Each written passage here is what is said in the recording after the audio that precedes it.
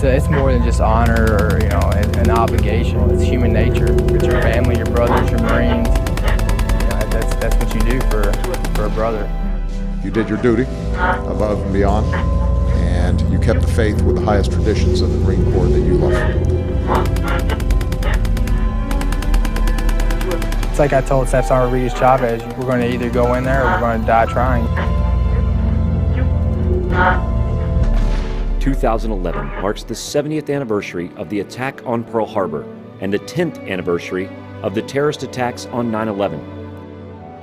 The relationship between December the 7th and September the 11th took place 60 years apart, both by airplanes.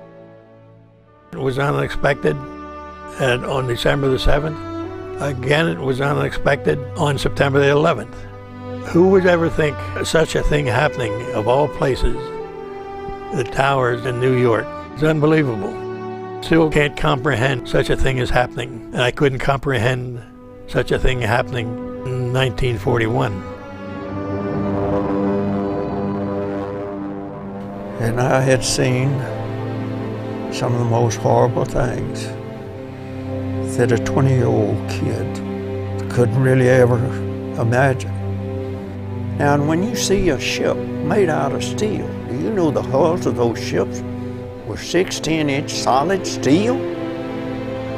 The Japanese built torpedoes, had wood fins and all, so they float just 2 foot under the water. The harbor was only 40 feet deep.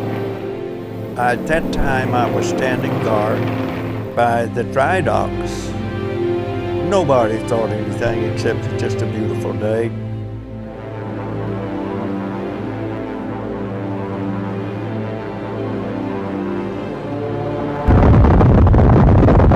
Yesterday, December 7th, 1941, a date which will live in infamy.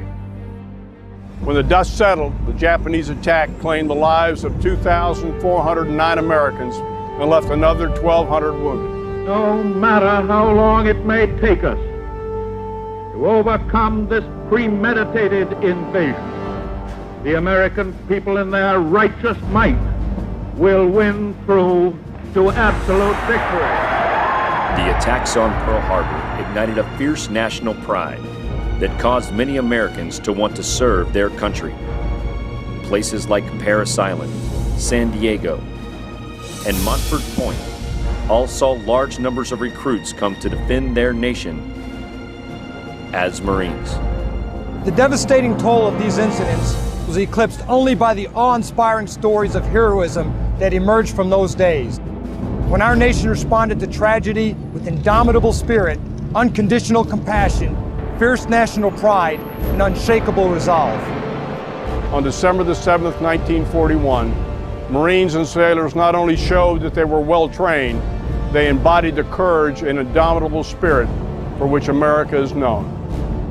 Storming beaches, prevailing against insurmountable odds, the Marines of World War II showed the world the meaning of uncommon valor. Not until September the 11th in 2001 would the United States see another attack of such magnitude on American soil.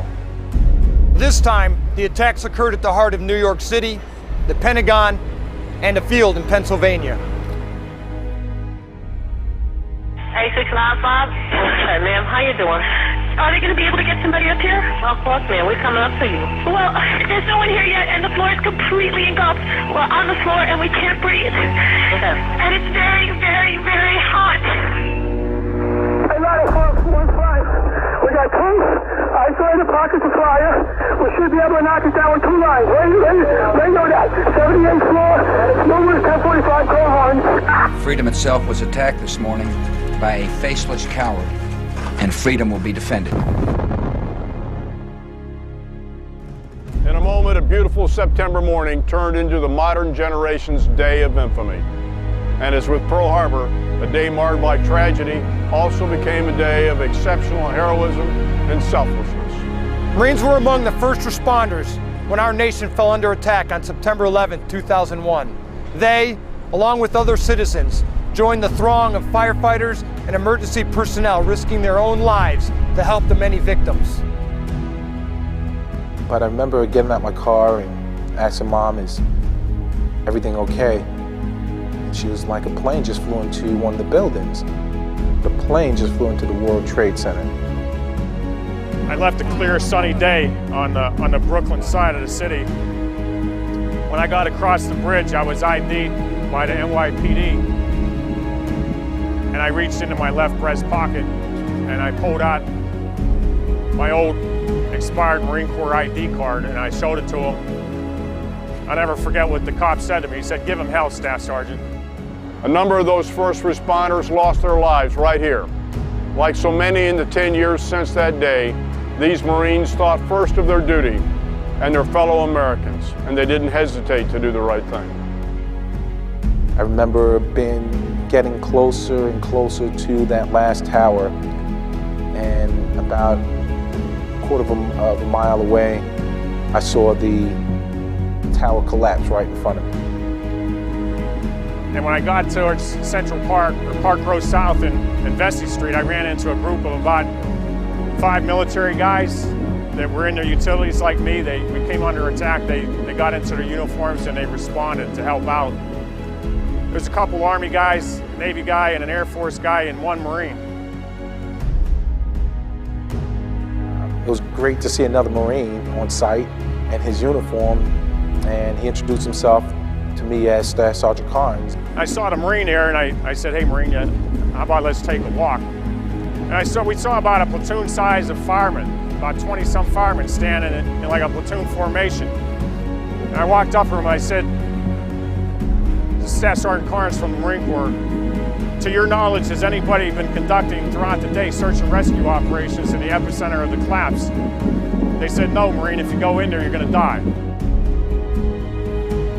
We could see the 16 acres, and there was nobody in there but us. We started yelling out at the top of our lungs, "United States Marines, is anyone here?" We would listen and then proceed about 10 meters and then stop and yell again. We could hear some muffled cries for help coming from what was once the depression of the South Tower. And I remember yelling over to Staff Sergeant Carnes, "Hey, I think I have someone." I said, "Who do we have down there?" And they said, 2 PAPD police officers. They gave me their names. He had heard us yelling out United States Marine Corps. And he said to his partner who was trapped with him, Sergeant McLaughlin, he says, "Sarge, the Marines are here. We're gonna get rescued." He knew that once he heard United States Marine Corps, that they were gonna live. Of the many first responders killed, 23 had previously served their country as Marines. I knew 2 of those Marines very well, both assigned to 6th Communications Battalion. The first was my gunnery sergeant, Matthew Garvey, who I'd known for 6 years. The other was a police officer, who was a legend on a police department, as well as being a first sergeant of the 6th Communications Battalion, Michael Curtin. Both perished that morning. We lost 17 Marines that day. We honor them on our Marine Corps birthday, November 10th. We call the roll of all 17 Marines that were killed, and it's an honor and a privilege to be part of that celebration. In the Marine Corps, like when you go out in the combat environment, you know that your life's in jeopardy. I have to do my job to make sure that my brothers survive, and vice versa. It's the same thing when running into a building, the same thing on 9/11. I'm sure the brothers knew at that particular time that they were not going to make it. But they went in and they did their job, and their job was to get those people out. On the days of both attacks, we saw the best of Americans at home. At that moment, strangers became neighbors, and we were all defined by only one word: Americans. From operations in Iraq and Afghanistan, the stories of valor like Medal of Honor recipients Corporal Jason Dunham and Sergeant Dakota Meyer are examples of heroism that emerged.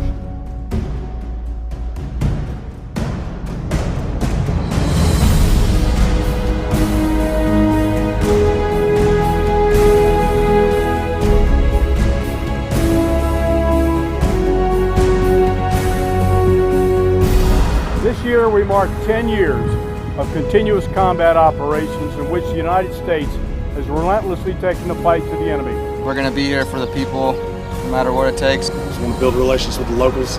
It's obviously the key to win the sport. The fighting in the area is getting better, and they only shoot a couple bursts and then they leave because they know we're going to kill them. I don't look back and wish I hadn't deployed or think, why me? Because why not me? I wouldn't want someone else to get injured in my place. So I don't feel bad about what happened. Yes, I struggle like all wounded warriors do, but if I had to go back and do it all over again, I would definitely deploy. You know, I didn't know how past generations of Marines would view our generation until I got off the plane in Bangor, Maine, and it was the receiving line of all your World War II vets and Vietnam vets, but they're clapping for us and calling us heroes. We're not heroes, we're just today's Marines. As Marines, we will not stand down until the mission is complete and our nation is once again secure. The indomitable spirit comes not only from the proud tradition of our nation, but from the confidence that our military forces will ensure no act of aggression against the United States goes unanswered. Sergeant Major Barrett and I stand shoulder to shoulder with each of you. Thank you for your strength, your understanding, and your support as we carry out the mission of the Corps. Happy 236th birthday, Marines, and Semper Fidelis.